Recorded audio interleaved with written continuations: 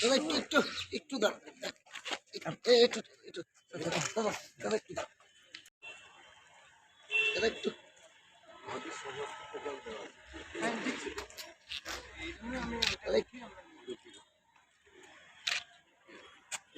একটু একটু একটু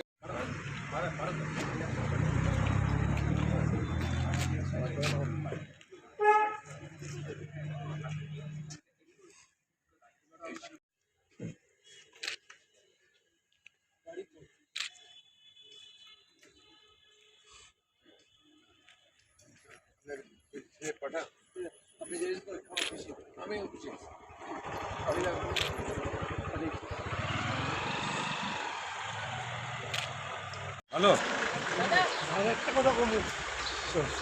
আমাদের আশা বিভিন্ন রাজ্যে বিভিন্ন জায়গা থেকে হিংসা ঘটনা, মডেল কোড অফ কন্ডাক্ট ভায়োলেশনের ঘটনা, জিরো রেশিও করেছিল সেটা সঠিকভাবে রক্ষা না করার নানা ঘটনা, এবং কিছু কিছু অফিসার, পুলিশের অফিসার, সিভিল অফিসার তারা হ্যান্ড ইন গ্লাভস হয়ে শাসক গোষ্ঠীর সাথে কিছু কিছু অ্যাক্টিভিটিস করছে, যেটা আমরা মনে করলাম যে আমাদের ইসিআই সিইও সাহেবের কাছে, যে custodian of the ECI CEO সাহেবের কাছে প্রচুরে নেওয়া দরকার।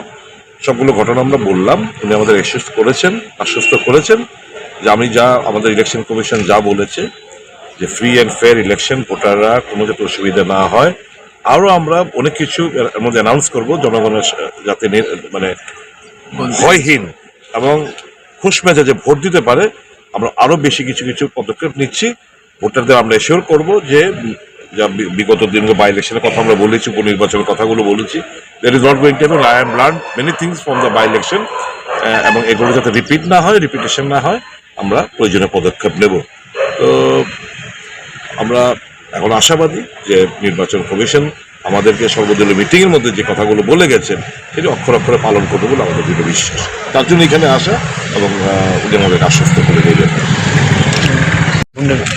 নির্বাচন কমিশন বা আমাদের এই সিভিল ইলেকশন অফিসারের অফিস থেকে যে সমস্ত উদ্যোগ গ্রহণ করা হয়েছে, এই যে জিরো পোল ভায়োলেন্স মিশন, শুরুটা ঠিক আছে, কিন্তু মনে হচ্ছে শাসক দল এরা যেমন গত 5টি বছর কিছুই মানতেন না, নির্বাচন কমিশনকেও তারা চ্যালেঞ্জ করছে, এবং কিছু কিছু ঘটনা এরকম হচ্ছে। আমরা ওনাকে দিলাম, উনি বলেছেন হোয়াট এভার হ্যাপেন সামনে হবে না। তিনি এনশিওর করছেন ত্রিপুরা যে ভোটারদের কাছে যে নির্বাচন বিধি অনুযায়ী, কমিশনের যে ঘোষণা অনুযায়ী এখানে যে অবাধ, মুক্ত এবং শান্তিপূর্ণ ভোট করার জন্য তারা সমস্ত কদমটা উঠাবে।